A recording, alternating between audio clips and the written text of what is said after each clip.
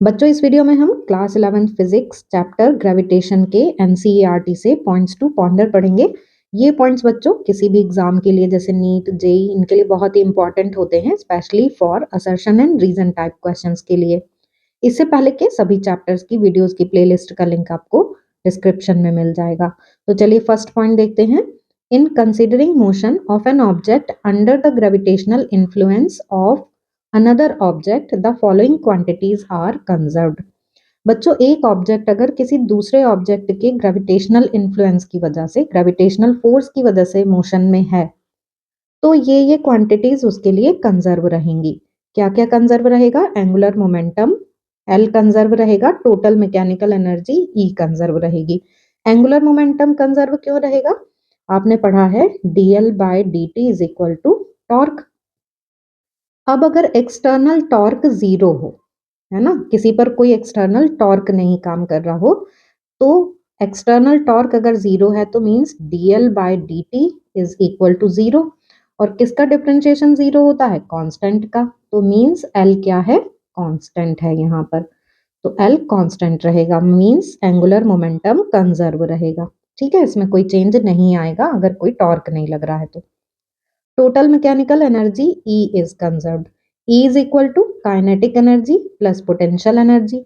आपको ध्यान होगा बच्चों, work energy and power chapter में आपने फ्रीली फॉलिंग बॉडी के लिए किसी भी पॉइंट पर मैकेनिकल एनर्जी कंजर्व रहती है, ये प्रूव किया था। तो सेम चीज है यहाँ पर भी कि अगर काइनेटिक एनर्जी इंक्रीज होगी तो पोटेंशियल एनर्जी डिक्रीज होगी, मींस टोटल एनर्जी कांस्टेंट रहेगी, कंजर्व रहेगी।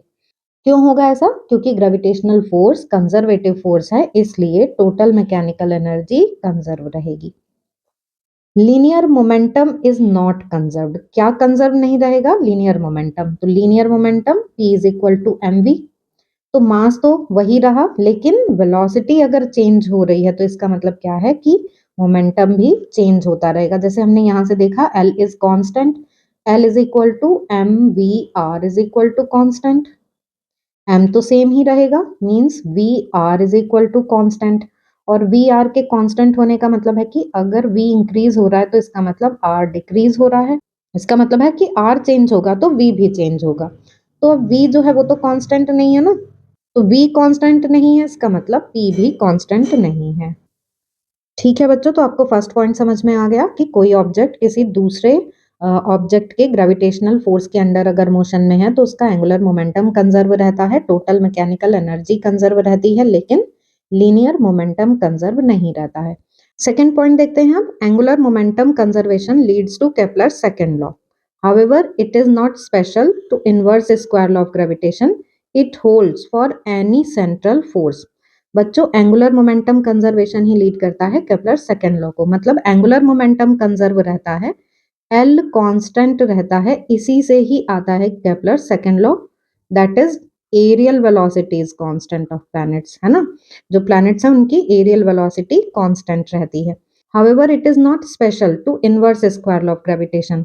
लेकिन ऐसा जरूरी नहीं है कि ये वहीं पर एप्लीकेबल होगा जहां पर इनवर्स स्क्वायर लॉ फॉलो हो रहा होगा। जैसे जो ग्रेविटेशनल फोर्स है F is equal to G m1 m2 upon R square, means F directly proportional to 1 upon R square, means यहाँ पर इनवर्स स्क्वायर लॉ फॉलो हो रहा है।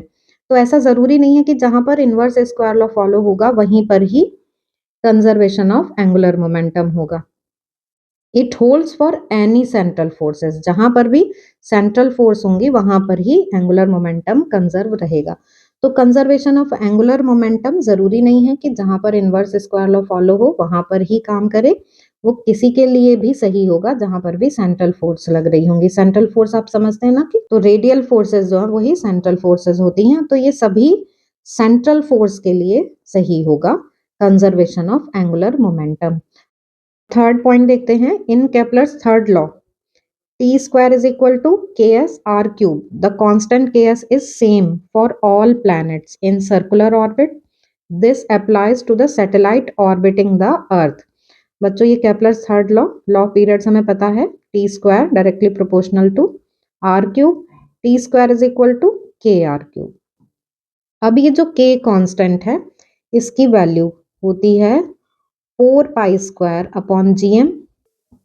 यहाँ पर ये जो मास है ये उसका होता है जिसके अराउंड प्लैनेट्स या फिर सैटेलाइट्स रिवॉल्व कर रहे होते हैं, मतलब जो सेंट्रल बॉडी होती है ये उसका मास होता है। जैसे सन के अराउंड प्लैनेट्स रिवॉल्व कर रहे हैं और अर्थ के अराउंड जैसे सैटेलाइट्स रिवॉल्व कर रहे हैं, तो जब सन के अराउंड प्लैनेट्स लेंगे हम तो ये मास हो जाएगा सन का, और जब हम अर्थ के अराउंड सैटेलाइट्स लेंगे तो ये मास लिया जाएगा अर्थ का, मतलब सेंट्रल बॉडी का मास है, तो ये तो कांस्टेंट रहेगा ना, इसलिए ये जो कांस्टेंट है के, इसकी वैल्यू चेंज नहीं होगी, ये कांस्टेंट ही रहेगा।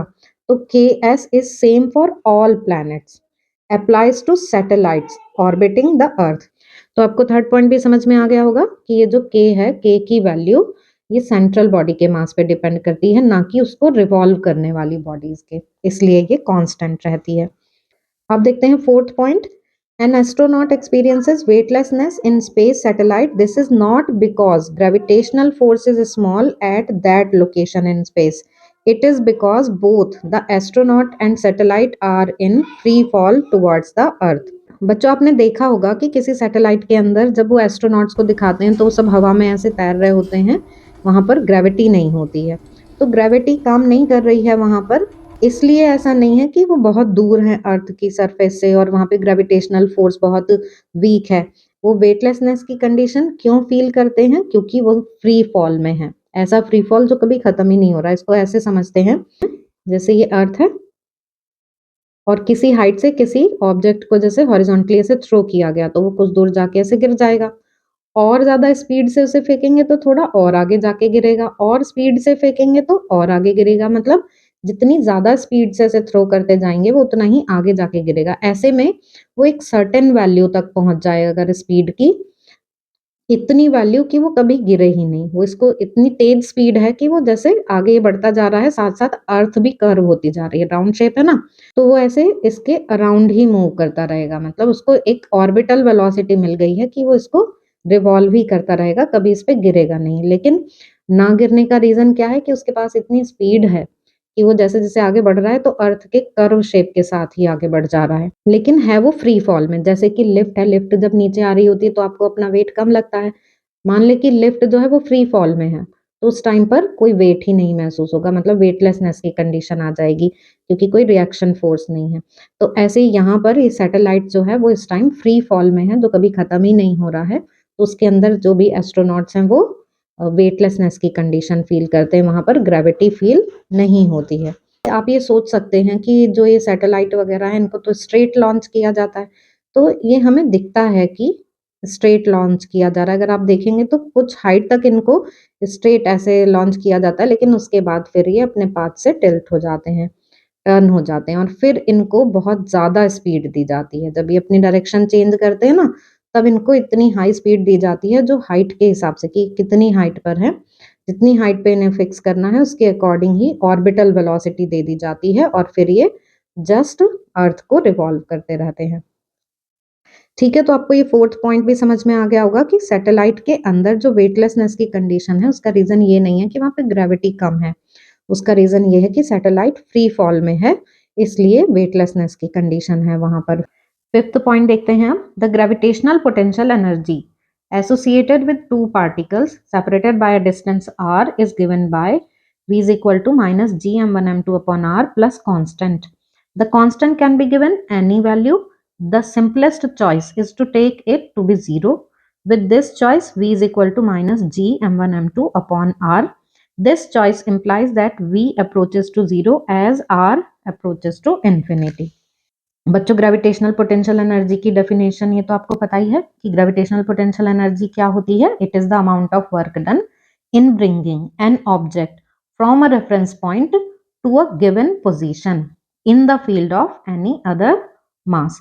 तो किसी एक मास, ये m1 है, m1 के पास किसी पोजीशन तक ये दूसरा मास लाया गया m2, इसको किसी रेफरेंस पॉइंट से लाया गया है, तो वहां से लाने में जितना वर्क करना पड़ा वही इन दोनों पार्टिकल्स के बीच में ग्रेविटेशनल पोटेंशियल एनर्जी होगी अगर इनको एक दूसरे से r डिस्टेंस तक लाया गया है। तो अब यहाँ हम फॉर्मूला देख रहे हैं, फॉर्मूला आपने पढ़ा है minus gm1m2 upon r plus constant यहाँ पर और लिया गया है। अब ये जो यहाँ पे कांस्टेंट लिया गया है, ये क्यों लिया गया है? क्योंकि ग्रेविटेशनल पोटेंशियल एनर्जी बच्चों ये रिलेटिव है, मतलब इसकी एब्सोल्यूट वैल्यू डिपेंड करती है रेफरेंस पॉइंट पर, इसलिए यहाँ पर ये कांस्टेंट लिया जाता है क्योंकि इसकी वैल्यू रिलेटिव होती है। रिलेटिव मतलब जो रेफरेंस पॉइंट हमने लिया है वो कहीं पर भी लिया जा सकता है रेफरेंस पॉइंट, तो उसकी चॉइस पे डिपेंड करता है ये कांस्टेंट। ठीक है, अब इस कांस्टेंट को हम इस तरीके से लेना चाहते हैं कि ये फॉर्मूला बिल्कुल सिंपलेस्ट फॉर्म में आ जाए। The simplest choice is to take it to be zero. अब ये कांस्टेंट जीरो लेने के लिए क्या करते हैं, r is equal to infinity ले लेते हैं, ये जो वैल्यू है इसको इन्फिनिटी ले लेते हैं। तो ये दोनों पार्टिकल्स एक दूसरे से जैसे दूर करते जाएंगे, तो अगर ये बहुत दूर हो, r की वैल्यू अगर इन्फिनिटी हो, तो मतलब इनके बीच में कोई ग्रेविटेशनल इंटरेक्शन नहीं होगा, तो उसको बोला जाएगा उस डिस्टेंस को जब कोई ग्रेविटेशनल इंटरेक्शन नहीं है कि r इन्फिनिटी है, और उस टाइम पर इनके बीच में कोई ग्रेविटेशनल फोर्स भी नहीं लगेगा, मतलब ग्रेविटेशनल पोटेंशियल एनर्जी भी जीरो होगी, ये v की वैल्यू भी जीरो हो जाएगी।